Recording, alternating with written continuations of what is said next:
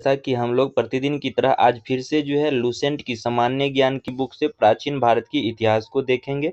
आज प्राचीन भारत की इतिहास का जो क्लास होने वाला है वो 6 नंबर का होने वाला है। आप यदि इससे पीछे का क्लास देखना चाहते हैं तो इसी चैनल पर एक प्लेलिस्ट बनाया गया है और उस प्लेलिस्ट का नाम रखा गया है एंशिएंट हिस्ट्री और उस लुसेंट एंशिएंट हिस्ट्री और उस लुसेंट एंशिएंट हिस्ट्री नाम के प्लेलिस्ट में सारे के सारे जो है एंशिएंट हिस्ट्री का वीडियो डाला जाएगा और 6 नंबर से पीछे का भी वीडियो डाला गया है, तो वहां जाकर के आप देख सकते हैं। आप यदि इसी लुसेंट बुक से जो है मॉडर्न हिस्ट्री का भी क्या कहते हैं वीडियो देखना चाहते हैं, Indian modern history, modern Indian history का वीडियो देखना चाहते हैं, तो इसी चैनल पर जो है कुल 16 से 17 जो है मॉडर्न इंडियन हिस्ट्री का वीडियो डाला गया है, आधुनिक भारत का वीडियो डाला गया है। उस आधुनिक भारत की वीडियो को भी देख सकते हैं।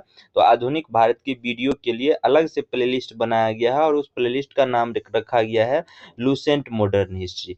अब देखिए, आप किसी भी एग्जाम का तैयारी करते हैं, जैसा कि एसएससी, यूपीएससी, बिहार दरोगा यानी कि बिहार एसआई का तैयारी करते हैं, या रेलवे का तैयारी करते हैं, या बैंकिंग का तैयारी करते हैं, या बिहार टीचर यानी कि टीआरई 4 का तैयारी करते हैं, तो इसके लिए यह वीडियो काफ़ी यूजफुल होने वाला है। देखिए, आज की इस वीडियो में हम लोग जो है बौद्ध धर्म के बातों को पढ़ेंगे। जैन धर्म को जो है हम लोग कल की वीडियो में यानी कि पहले की वीडियो में देख चुके थे। देखिए, आज की इस वीडियो में हमें क्या देखना है, बौद्ध धर्मों को पढ़ना है। अब देखिए, बौद्ध धर्म को पढ़ना है। बौद्ध धर्म से जितने भी पॉइंट होंगे वो एग्जाम दृष्टिकोण से काफ़ी महत्वपूर्ण होंगे, क्योंकि अक्सर एग्जामों में बौद्ध धर्म से बात पॉइंट को जो है पूछे जाते हैं। अब देखिए, ये तो लुसेंट है, तो लुसेंट में फैक्ट पॉइंट दिए गए रहते हैं। तो इन फैक्ट पॉइंट को याद करने के लिए क्या करना होगा कि लगातार बार बार रिवीजन करना होगा। उसके बाद जाकर के जो है ये लुसेंट का फैक्ट पॉइंट आपसे याद हो पाएगा और एग्जाम में क्वेश्चंस बन पाएगा। एक बार में देखने से, एक बार पढ़ने से याद नहीं हो पाएगा, क्योंकि फैक्ट पॉइंट दिया गया है।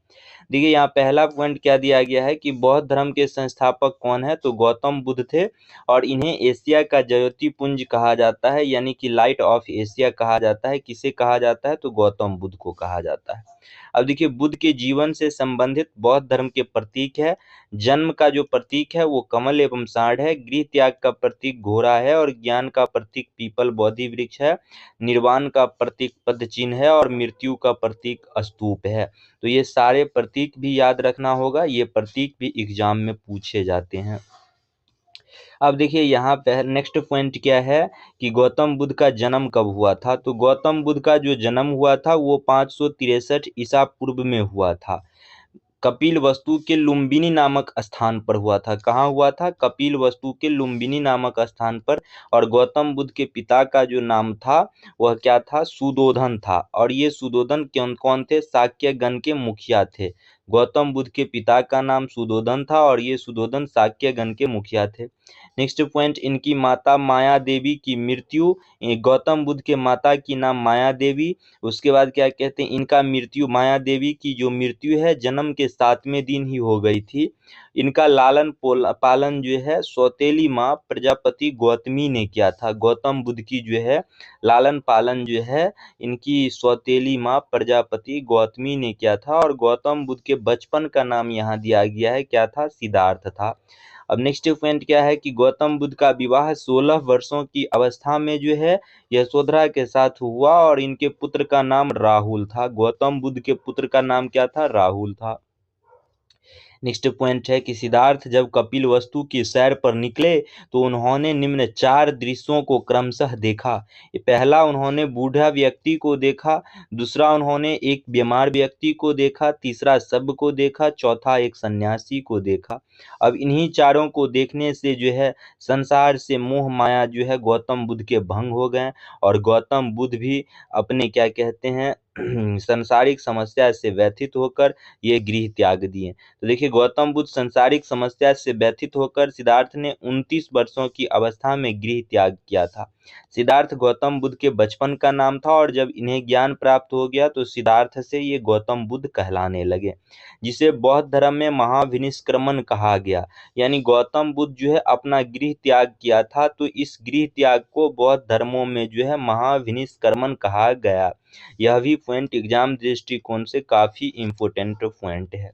अब देखिए, नेक्स्ट पॉइंट क्या है कि गृह त्याग करने के बाद सिद्धार्थ यानी कि बुद्ध ने वैशाली के अलार कलाम से सांख्य दर्शन की शिक्षा ग्रहण की और अलार कलाम सिद्धार्थ के कौन बने, प्रथम गुरु हुए। तो यह भी पॉइंट याद रखना होगा। सबसे पहले उन्होंने किससे शिक्षा लिया, तो अलार कलाम से शिक्षा लिया। नेक्स्ट पॉइंट, अलार कलाम के बाद सिद्धार्थ ने राजगीर के रुद्रक रामपुत्र से शिक्षा ग्रहण की। उसके बाद क्या कहते हैं, उन्होंने उर्वेला में सिद्धार्थ को कौंडिन्य, वपा, भादिया, महानामा एवं आसगी नाम के 5 साधक मिले। सबसे पहले इन्होंने अलार कलाम से सिद्धार्थ जो है वो शिक्षा लिया। अलार कलाम के बाद इन्होंने जो है राजगीर आ गए यानी कि बिहार पहुंच गए और यहाँ रुद्रक रामपुत्र से शिक्षा ग्रहण किया। उसके बाद इन्होंने 5 साधु के साथ जो है इन्होंने तपस्या किया।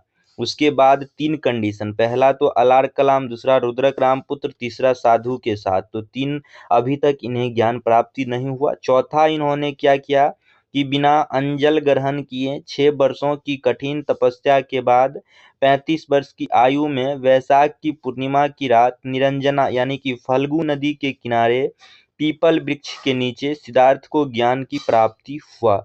तो यहाँ से कई पॉइंट एग्जाम में पूछे जाते हैं। पहला तो आपसे पूछा जाएगा कितने वर्ष की आयु में, 35 वर्षों की आयु में। कि कौन वैशाख महीना का नाम, महीने का नाम पूछा जाएगा तो वैशाख की पूर्णिमा की रात निरंजना यानी निरंजना नदी को फल्गु नदी कहा जाता है, तो फल्गु नदी के तट पर और किस वृक्ष के नीचे, तो पीपल वृक्ष के नीचे सिद्धार्थ को ज्ञान प्राप्ति हुआ। और ज्ञान प्राप्ति के बाद सिद्धार्थ जो है बुद्ध के नाम से जाने गए। वह स्थान बोध गया कहलाया और ये बोध गया कहाँ है, बिहार में है। ठीक है, तो याद रखना होगा। अब देखिए नेक्स्ट पॉइंट क्या है यहाँ कि बुद्ध ने अपना प्रथम, जब बुद्धों को ज्ञान प्राप्त हो गया तो बुद्ध जो है अपना प्रथम उपदेश सारानाथ ऋषिपत्तनम में दिया, जिसे बौद्ध ग्रंथों में धर्म चक्र प्रवर्तन कहा गया। धर्म चक्र प्रवर्तन कहा गया। देखिए गृह त्याग को बौद्ध धर्म में जब गौतम बुद्ध ने गृह त्याग करा था तो उसे क्या कहा गया, महाभिनिष्क्रमण कहा गया। उसके बाद क्या कहते हैं, जब गौतम बुद्ध जो है अपना पहला उपदेश दिए तो उसे बौद्ध धर्म में धर्म चक्र प्रवर्तन कहा गया। तो ये दोनों पॉइंट अलग अलग याद रखना है आपको। अब देखिए नेक्स्ट पॉइंट क्या है कि बुद्ध जो थे उन्होंने अपने उपदेश जनसाधारण की भाषा पाली में दिया। तो ये भी बात याद रखना है, किस भाषा में अपना उपदेश दिए, तो पाली भाषा में। महावीर स्वामी यानी जैन धर्म के जो लोग थे वो किस भाषा को पालन करते थे, प्राकृत भाषा को। तो ये भी याद रखना है। बौद्ध धर्म ने अपने उपदेश कौशल, वैशाली, कौशाम्बी व अन्य राज्यों में दिए और सर्वाधिक उपदेश जो है कौशल देश की राजधानी श्रावस्ती में इन्होंने दिया। सबसे अत्यधिक उपदेश कहाँ दिया, इन्होंने श्रावस्ती में दिया। इनके प्रमुख अनुयायी शासक कौन थे, बिंबिसार, प्रेसजनित, उदयीन थे। इनके प्रमुख अनुयायी शासक कौन थे, बिंबिसार थे, प्रेसजनित थे और उदयीन थे। तो ये भी बात याद रखना होगा। नेक्स्ट पॉइंट क्या है कि बुद्ध की जो मृत्यु होता है वो 80 वर्षों की अवस्था में हो जाता है। बुद्ध की मृत्यु कब होता है, 80 वर्ष की अवस्था में होता है। 483 ईसा पूर्व में कुशीनार देवरिया उत्तर प्रदेश में चुंद द्वारा अर्पित भोजन करने के बाद हो गई, जिसे बौद्ध धर्म में महापरिनिर्वाण कहा गया। तो यहाँ अब 3 पॉइंट याद रखना है। गृह त्याग को महाभिनिष्क्रमण कहा गया। उसके बाद पहला उपदेश उन्होंने दिया तो उसे धर्म चक्र परिवर्तन कहा गया। तीसरा पॉइंट क्या याद रखना है कि बौद्ध का जब मृत्यु हुआ तो उसे महापरिनिर्वाण कहा गया। नेक्स्ट पॉइंट क्या है कि मल्लों ने अत्यंत सम्मान पूर्वक बुद्ध का अंत्येष्टि संस्कार किया था। नेक्स्ट पॉइंट, एक अनुश्रुति के अनुसार मृत्यु के बाद बुद्ध के शरीर के अवशेष को 8 भागों में बांटकर उन पर 8 स्तूपों का निर्माण कराया गया। नेक्स्ट पॉइंट, अब देखिए एग्जाम में पूछे जाते हैं कि स्तूपों का चर्चा किस धर्म से है, तो बताना क्या है कि बौद्ध धर्मों से जो है स्तूपों की चर्चा है। और यह बात जो है स्तूप और विहार नाम की शब्द का प्रयोग कहाँ किया गया है, यह 69वीं बीपीएससी में पूछा गया था। ठीक है, तो याद रखना है। निर्माण कराया गया। बुद्ध के जन्म एवं मृत्यु की तिथि को चीनी परंपरा के कैंटन अभिलेख के आधार पर निश्चित किया गया है। नेक्स्ट पॉइंट क्या है कि बौद्ध धर्म के बारे में हमें विशद ज्ञान त्रिपिटक, यानी कि बौद्ध धर्म में त्रिपिटक है, विनय पिटक, सूत्र पिटक, अभिधम्म पिटक से प्राप्त होता है। तीनों पिटक की भाषा क्या है तो पाली है। थेरवाद मत की पाली त्रिपिटक सबसे पुराना है। नेक्स्ट पॉइंट क्या है कि सूत्र पिटक में बुद्ध के धार्मिक सिद्धांतों को संवाद के रूप में संकलित किया गया है और विनय पिटक में संघ के भिक्षु एवं भिक्षुणी के लिए बनाए गए नियमों का संग्रह किया गया है और इसमें संघ के अनुशासन के तोड़ने पर किए जाने वाले प्रायश्चितों की सूची भी दी गई है। नेक्स्ट पॉइंट क्या है, अभिधम्म पिटक बचा। तो अभिधम्म पिटक में सूत्र पिटक में वर्णित सिद्धांत की सुव्यवस्थित अनुशीलन के लिए आवश्यक सूची की सारांश तथा प्रश्नोत्तरी का समावेश किया गया है।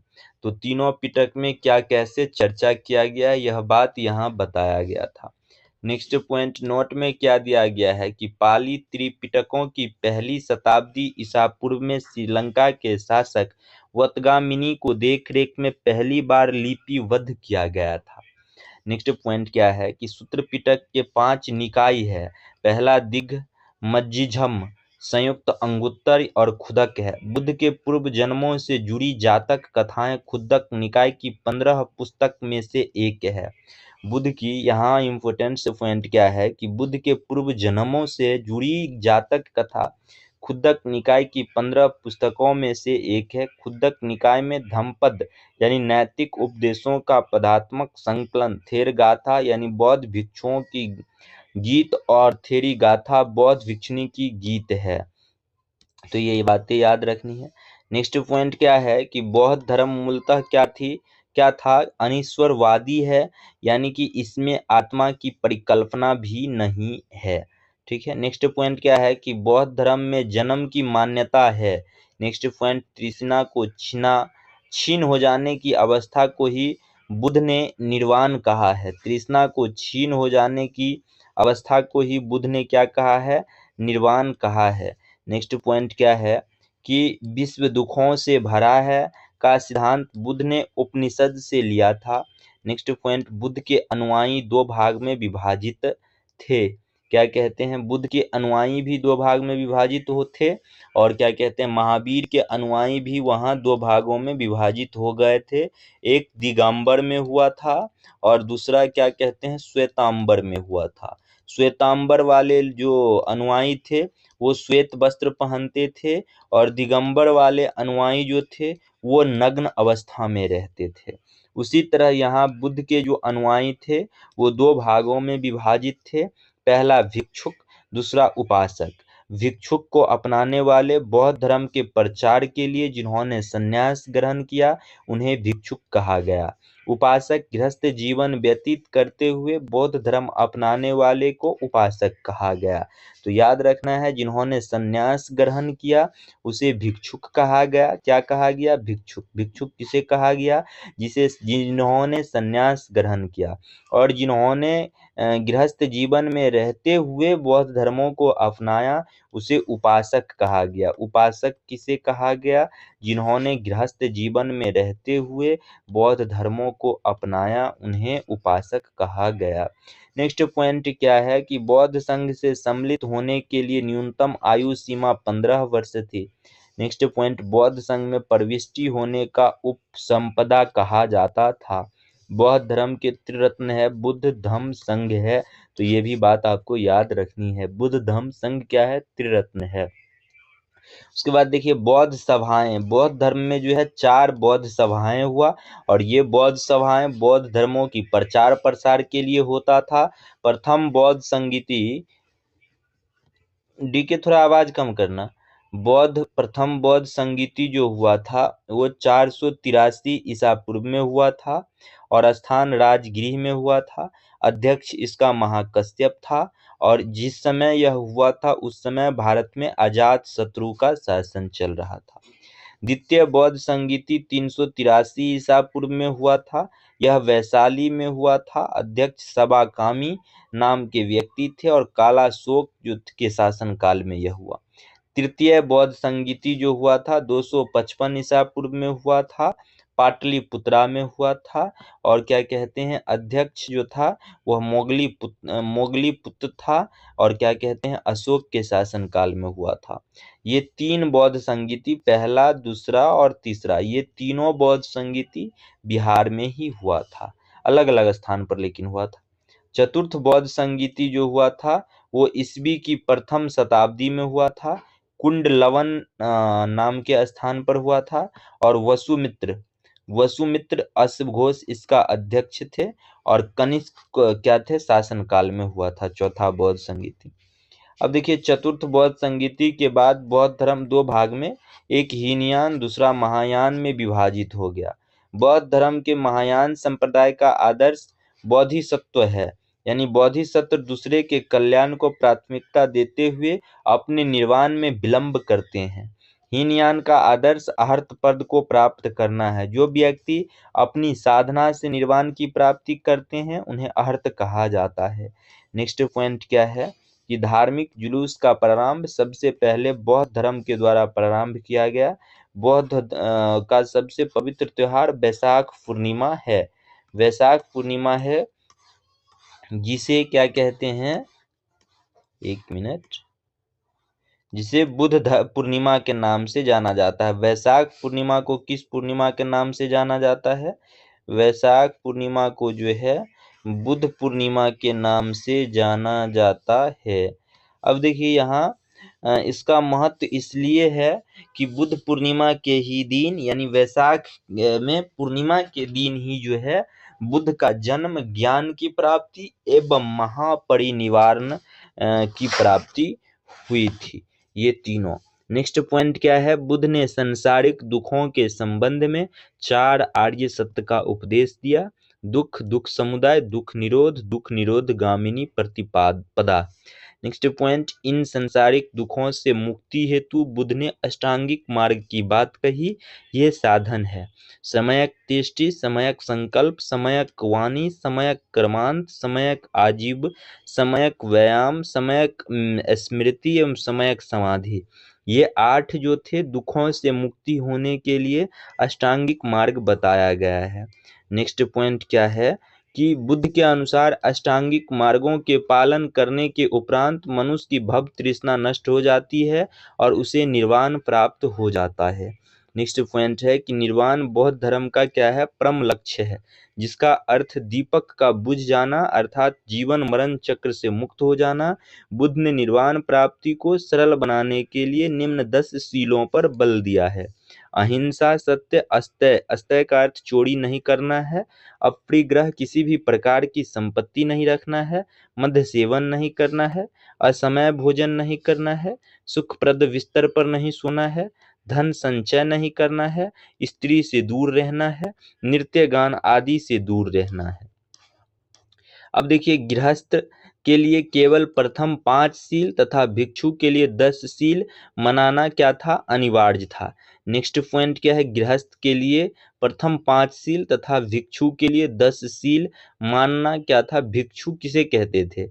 भिक्षु यानी कि बौद्ध धर्म जो 2 भाग में बटा था, तो जो पूर्ण रूप से संन्यास ले लेता था और बौद्ध धर्मों को अपनाता था उसे भिक्षु कहा गया, और गृहस्थ जीवन में रहते हुए बौद्ध धर्मों को जो अपनाता था उसे क्या कहते हैं? उपासक कहा गया। तो इसमें कहा जा रहा है कि गृहस्थ यानी कि उपासक के लिए 5 तो पालन करना ही है। पहला अहिंसा, दूसरा सत्य, तीसरा अस्तेय, चौथा अपरिग्रह और 5वां मद्य सेवन नहीं करना है। और जो भिक्षु के कैटेगरी में आते थे उन्हें ये 10 के 10 शील जो है पालन करना है। नेक्स्ट पॉइंट क्या है कि बुद्ध ने मध्यम वर्ग, मध्यमा प्रतिपाद का उपदेश दिया। अनिश्वरवाद के संबंध में बौद्ध एवं जैन धर्म में समानता है। नेक्स्ट पॉइंट, जातक कथा प्रदर्शित करती है कि बोधिसत्व का अवतार मनुष्य रूप में भी हो सकता है तथा पशु के रूप में भी। नेक्स्ट पॉइंट क्या है कि बोधिसत्व के रूप में पूर्ण जन्मों की दीर्घ श्रृंखला के अंतर्गत बुद्ध के शाक्य मुनि के रूप में अपना अंतिम जन्म प्राप्त किया, किंतु इसके उपरांत मैत्र तथा अन्य अनाम बुद्ध अभी अवतरित होने क्या है? शेष है। तो ये सब एग्जाम दृष्टिकोण से महत्वपूर्ण नहीं है उतना। देखिए नेक्स्ट पॉइंट क्या है कि सर्वाधिक बुद्ध मूर्ति का निर्माण गंधार, ये जो है एग्जाम दृष्टि से क्या है, महत्वपूर्ण पॉइंट है।